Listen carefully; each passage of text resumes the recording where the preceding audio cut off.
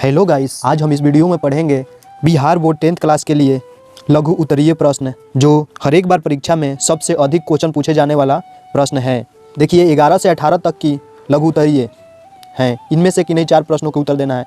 मतलब हम 11 से 18 तक यानी 11, 12, 13, 14, 15, 16, 17, 18 यानी कि 7, 8 के 8 क्वेश्चन हम करेंगे। लेकिन इसमें बोला है कि 4 प्रश्न का ही उत्तर देना है।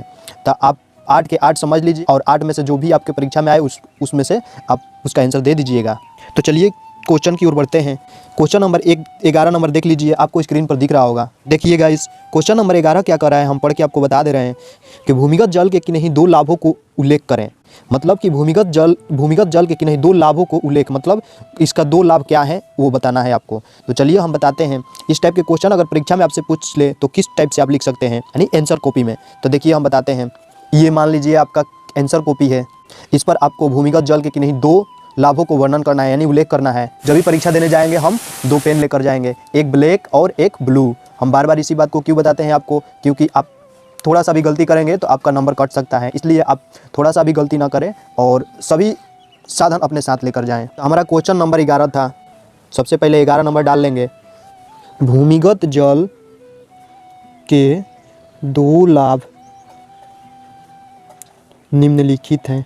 भूमिगत जल के 2 लाभ निम्नलिखित है। इस तरह से लिखने का मतलब कि नीचे लिखा हुआ है। अब वो 2 लाभ क्या है मेरे दोस्तों, तो देखिए ये वो 2 लाभ 1 नंबर में हम बता रहे हैं।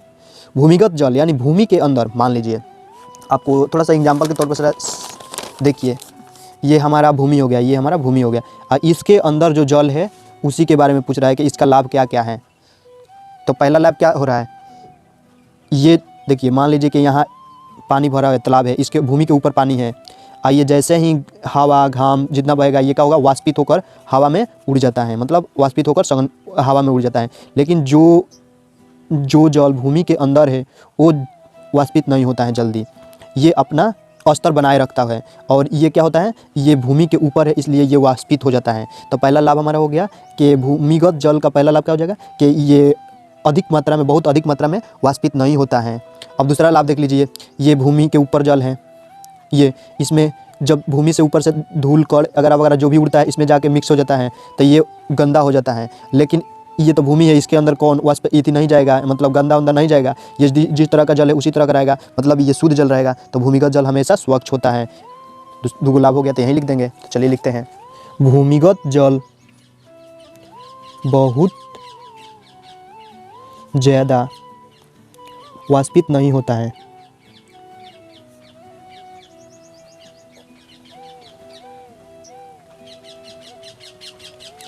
अब 2 नंबर में क्या लिखेंगे, भूमिगत जल हमेशा स्वच्छ रहता है, स्वच्छ एवं साफ होता है, इसलिए हम इसे पीने के पानी के रूप में उपयोग करते हैं। ये 2 नंबर का हमारा क्वेश्चन कंप्लीट हो गया। 11 नंबर में इस तरह के टाइप 2 नंबर के लिए 2 अंक के लिए पूछे क्वेश्चन तो आपको इतना ही लिख देना है। 2 उसका लाभ लिख दीजिए, आपका 2 नंबर फिक्स है, कोई रोक नहीं सकता। चलिए अगला क्वेश्चन देखते हैं मेरे दोस्तों। तो अगला क्वेश्चन देख लीजिए, ये अगला क्वेश्चन क्या है, अगला क्वेश्चन 12 नंबर है। अगला 12 नंबर क्वेश्चन क्या करा है, प्लास्टर ऑफ पेरिस का आणविक सूत्र लिखें, इसके उपयोग क्या है। प्लास्टर ऑफ पेरिस के आणविक सूत्र लिखना है और इसके उपयोग लिखना है। तो चलिए लिखते हैं 12 नंबर क्वेश्चन, जितना नंबर क्वेश्चन रहेगा उतना नंबर दे देंगे। तो 12 नंबर लिख दिया। अब इसका आंसर लिखते हैं, प्लास्टर ऑफ पेरिस का आणविक सूत्र एवं उपयोग निम्नलिखित हैं। अब देखिए इसका आणविक सूत्र क्या हो जाएगा, CaSO4 × हाफ यानी 1/2 H2O, ये हो गया सूत्र हो गया। इसका उपयोग क्या है, तो इसका उपयोग टूटी हड्डी को जोड़ने में, ये क्या हो गया, ये हो गया सूत्र, ये हो गया उपयोग। एक और उपयोग लिखना चाहते हैं तो लिख सकते हैं। इसका उपयोग क्या है, घर और दीवार पर चिकनाई के रूप में, माने दीवार होता है उसको चिकनापन करने के लिए यानी पेंट करने के रूप में। तो घर की दीवार को पेंट के रूप में उपयोग करते हैं। बस ये हमारा 2 नंबर का काम हो गया। नेक्स्ट क्वेश्चन क्यों चलते हैं। नेक्स्ट क्वेश्चन 13 नंबर है। 13 नंबर क्वेश्चन कर रहा है संतुलित रासायनिक समीकरण क्या है, निम्नांकित समीकरण का संतुलित रूप लिखें। संतुलित रासायनिक समीकरण बताना है आपको क्या है और इसका संतुलन, ये समीकरण दिया है, इसको संतुलित करना है। तो पहले लिखेंगे संतुलित समीकरण क्या है। तो 13 नंबर क्वेश्चन हो गया, इसको लिखेंगे संतुलित समीकरण। तो इसका लिखेंगे तो ऐसी समीकरण जिसमें अभिकारक एवं प्रतिफल दोनों तरफ के परमाणु की संख्या समान हो उसे संतुलित समीकरण कहते हैं।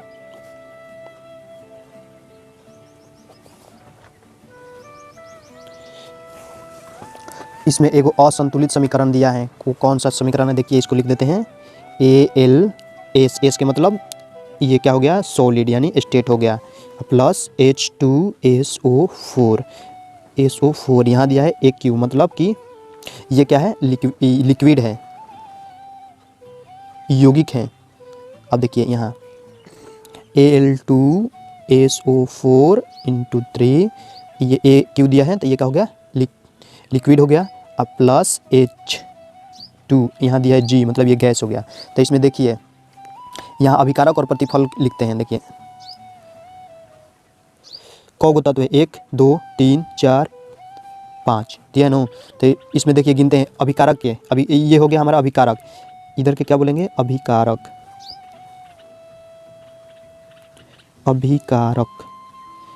दूसरी साइड वाले क्या बोलेंगे, प्रतिफल।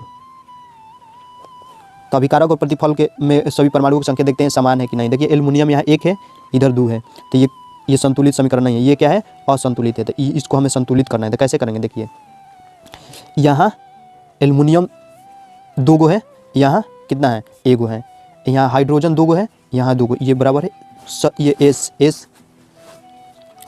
यहाँ 1 गो है, यहाँ पर देखिए 3 गो एस है। O4 यहाँ 12 चलती है, 12 गो है, यहाँ 4 गो है। तो इसमें संतुलित करना है। तो हमें संतुलित करने के लिए देखिए इसमें 2 लगा देंगे, 2 एल्युमिनियम हो गया, जोड़ 3 दूनी का 6 हाइड्रोजन, 3 गो सल्फर हो गया, SO4 यानी 4 गो हो गया, चलते हैं 12 गो ऑक्सीजन हो गया। अब देखिए रिएक्शन Al2 ये 2 हो गया इंटू SO4 × 3 यानी 3 गो सल्फर, ये O4 यानी चलते हैं 12 गो ऑक्सीजन हो गया, यहाँ चलते हैं 12 गो ऑक्सीजन यहाँ हो गया। फिर जोड़े तो जोड़, यहाँ H2, यहाँ कितने 3 दूनी 6 गो है, तो 6 गो इसको करेंगे तो यहाँ 3 से गुना करेंगे, ये हमारा हो गया संतुलित समीकरण। अब देखिए हमारा अगला क्वेश्चन है 15 नंबर। 15 नंबर क्वेश्चन कर रहा है अयस्क क्या है, अयस्क का डिफिनेशन देना है। तो अयस्क के कैसे डिफिनेशन देंगे, देखिए कैसे देंगे, भूप्रपट्टी यानी भूप्रपट्टी से प्राप्त धातु को भूप्रपट्टी से प्राप्त धातु को कम खर्च यानी कम लागत के कम खर्च कर शुद्ध धातु प्राप्त करने को अयस्क कहते हैं। जैसे कि मान लीजिए कि आपके घर खेती हो रहा है, धान रुपा रहा है, धान को काट कर उसको एक जगह खलिहान में रख देते हैं। तो ये काटने का जो काम हुआ, कटाई में जितना खर्च हुआ उसको देकर अब अपने जगह पर रख लिए।